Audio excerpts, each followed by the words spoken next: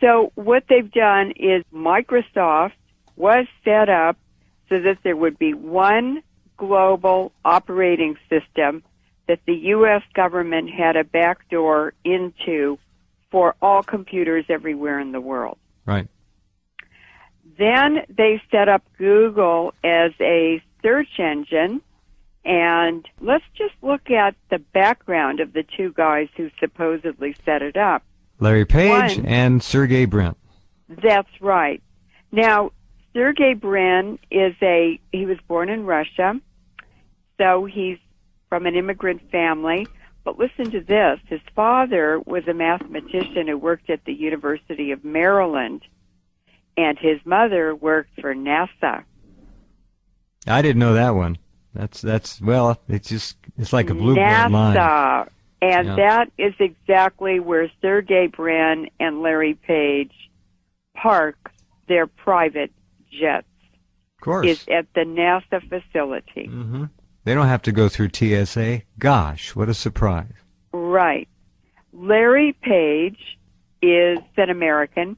His parents were both computer science professors at Michigan State University, and his father was one of the top experts in the United States on artificial intelligence. Now, Sergey Brin married a Polish-American woman called Anne Wojcicki. So as soon as Anne Wojcicki married Sergey Brin, she was given millions of dollars in venture capital the day of the wedding. I think she got $20 million. Just to start. Right. That's right. All right, hold on. Lorraine Moret is our guest tonight, a longtime friend of good people everywhere on the planet. Her work in depleted uranium, of course, really knows no bounds and needs not much of an introduction. She's talked about it too many times to count around the world and on this program as well. We're talking about Google and DNA and control. Next time you hit the Google search function, just keep in mind that your finger is doing a lot more than simply looking up information. You're helping to propel a monster on the planet. It is a beast. It's unbelievable what's going on. Go ahead, It's unbelievable, and what I want to emphasize is that Google, Microsoft, Facebook, and the social networking websites, all of them. eBay, Skype, Google Mail, Yahoo Mail, PayPal, these are all the same entity. They're all integrated. They get bought and sold and traded around. These are all U.S. Navy and military operations. Now, I know a physicist who told me that they were tracking people in the lab by the electromagnetic frequency emitted by individual's DNA. In other words, every living thing is an antenna that transmits and receives. We're an electrical system, and the DNA in every living thing has a unique frequency and signal. That is what they're using, what they're focusing on, and what they're weaponizing to completely control us. The DNA Human Genome Project was carried out at the Lawrence Berkeley National Lab, where I was a staff scientist for 5 years. But the Lawrence Livermore Lab, Los Alamos National Lab, these are all nuclear weapons labs, were also involved. That means the military, because the nuclear weapons labs exist for the Pentagon, and the Pentagon exists for the oil companies. So the Human Genome Project was set up and well-funded to experiment and to research and to describe the human genome. Now, how would they use that? Well, what we know about Google is that they are doing DNA surveys from space. This would be NASA and the Navy. NASA is run by the Navy. They have been tracking and identifying isolated populations, for instance, in the Amazon, who have never had contact with Western people. These are villages of isolated people who are still living their traditional hunter-gatherer lives, right? And they've never seen a Westerner. That's not just humans.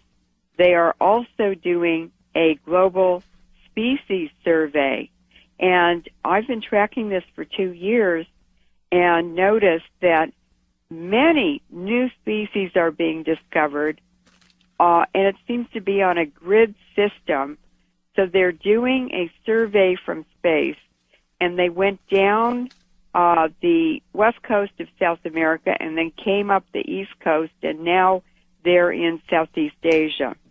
And if you watch in the news, about once a week they come up with a new article and photos on new species they've discovered. This is part of the United Nations Agenda 21 program, which is to identify all species and to do a complete global inventory of humans and animals. And what David Rockefeller has said about Agenda 21 is that in the end, we're going to have a chip on every person, and they will only be allowed to take out of the system what they put into it. If you work 12 hours a day, you're allowed to take 12 hours of something of value out of the system, but nothing more. What is going on? The J. Greg Venter Institute, which you sent me the article, right, has their mission as, quote, to forge new life forms, unquote. And they are also involved in manipulated computer code on DNA. What does this mean? Well, Dr. Helen Wallace from GeneWatch in 2002 said, we are in great danger, and she described this as a massive DNA database by the back door. Now, what this does sociologically, it begins to set up a caste system here, which we already have, but this is a different way of doing it. I don't know where it's all going to go, but it's clearly hurtling forward at a pace that is pretty damn scary if you understand the potential of control here. And what they're doing is using computing, medicine, technology, and the police state to converge into basically what is creating a totalitarian scientific oligarchy. And their purpose is to get this information and use it in discriminatory programs where the rich benefit and the poor are impacted negatively by these programs. And the second part of that agenda is the depopulation initiatives. Now, a really good example about this biopiracy. Now, I did an interview with Dr. Wynne Parker. So on the air, I was talking about depleted uranium and the tremendous affinity it has for the DNA and mitochondria, because uranium and phosphate structures, they have a love affair all through the universe. And that means that when people are exposed to uranium particles from these wars in Iraq and Afghanistan and Yugoslavia, and by the way, it's over here in 2 weeks in the U.S., and we're inhaling it. Sure, all the time. It sticks to our DNA and our mitochondria that provide all the energy for the body.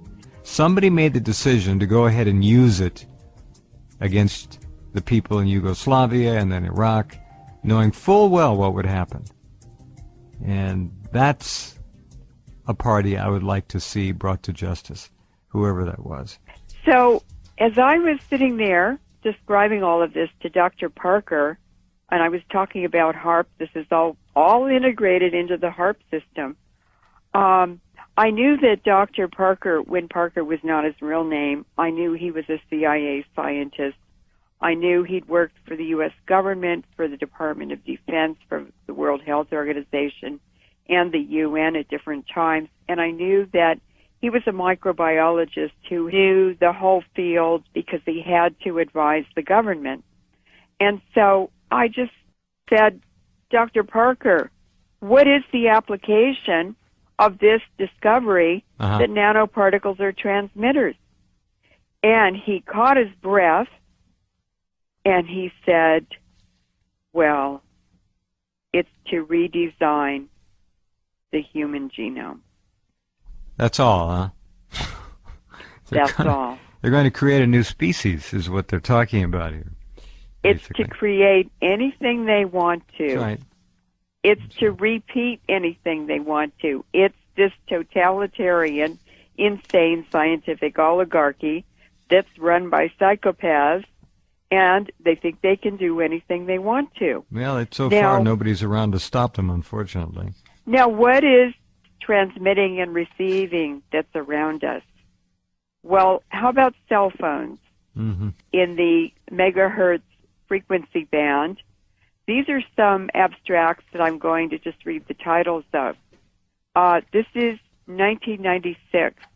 Single and double-strand DNA breaks in rat brain cells after acute exposure to radio frequency electromagnetic radiation.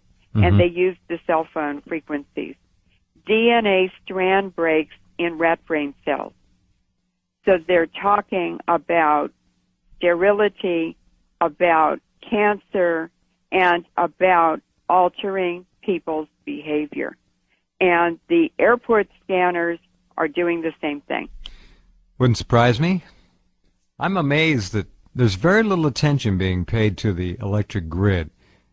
And as all of you listening know, it is surrounding you and everybody you know 24 hours a day. Your home, your office, it doesn't matter. It's called wiring in your walls. And that 60 hertz electric service that you rely on to power your goodies can also be used to carry any kind of telecommunication business you can imagine, and I would submit mind and behavior altering and control platforms as well. It's all doable. It's very simple to do because we are electrical systems and we transmit and receive just like any other antenna. We're electrical first and chemical second. We are electric beings. That's right. And a lot of this was described in the 1930s in the lectures that Bertrand Russell gave at Oxford University. And I would like to read a paragraph, if that's okay. Yeah, we have 3 minutes, so you have to hurry. Okay. A totalitarian government with a scientific bent might do things that to us would seem horrifying. The Nazis were more scientific than the present rulers of Russia and were more inclined to the atrocities that I have in mind. If they had survived, they would probably have soon taken to scientific breeding. Any nation which adopts this practice will, within a generation, secure great military advantages. The system, one may surmise, will be something like this, except possibly in the governing aristocracy. All but 5% of males and 30% of females will be sterilized. The 30% of females will be expected to spend the years from 18 to 40 in reproduction in order to secure adequate cannon fodder. As a rule, artificial insemination will be preferred to the natural method. The unsterilized, if they desire the pleasures of love, will usually have to seek them with sterilized partners. In other words, Jeff, Bertrand Russell's message is that wild reproduction is no longer an option. Yeah. So basically, they have unlimited budgets. They have an unlimited scientific body in universities to do all this research. And today, over 50% of scientific research money in universities comes from the Pentagon.